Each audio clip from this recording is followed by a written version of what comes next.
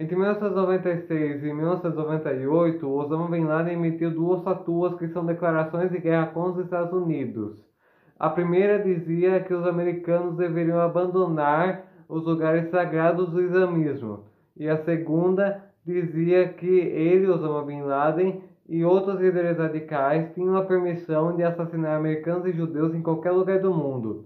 E quando esse decreto foi anunciado, o grande vilão do Oriente Médio era Saddam Hussein. Só que alguns meses depois do decreto religioso de 1998, aconteceu o atentado com as embaixadas americanas no Quênia e na Tanzânia, explodindo no mesmo dia. E em 2000 foi a vez de outro atentado contra um navio americano que estava no Iêmen.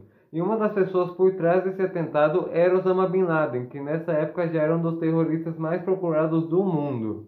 E ninguém sabia que ele ainda tinha um plano ainda mais ousado. Só que antes vamos falar de um cara chamado Khalid Sheikh Mohammed. Acredito que muita gente mais velha, pode até ser mais nova, se lembre desse homem, pois é impossível esquecer o que ocorreu no dia 15 de janeiro de 1995. Só um aviso, agora eu vou falar da suposta morte do Papa João Paulo II.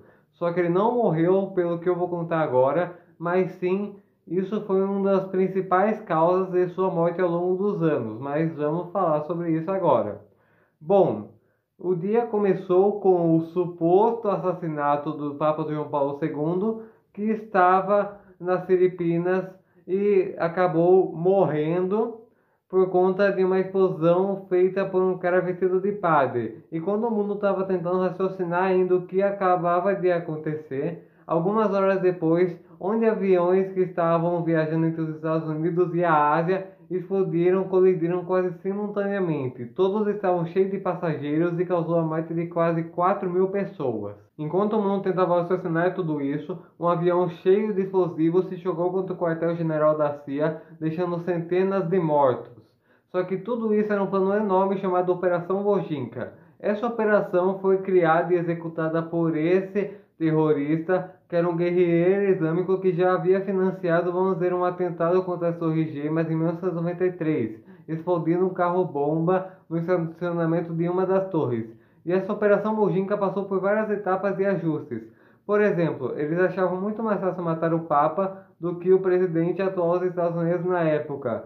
Outro exemplo de etapas e ajustes dessa operação Vojinka foi que eles escolheram o quartel-general da CIA entre vários outros alvos, como o Pentágono, a Casa Branca e a Torre Gêmeas. Só que todo esse plano foi por água abaixo quando um terrorista estava fazendo um experimento químico em um apartamento nas Filipinas e acabou causando um incêndio e sendo preso. O Bin Laden financiou a Operação Vojinka em 1996. O Khalid falou para o Bin Laden que era uma boa ideia reutilizar a ideia de aviões em atentados como utilizados na Operação Vojinka. Em 1998, depois de todo aquele pânico causado no Quênia e na Tanzânia, o Bin Laden levou o atentado até os Estados Unidos.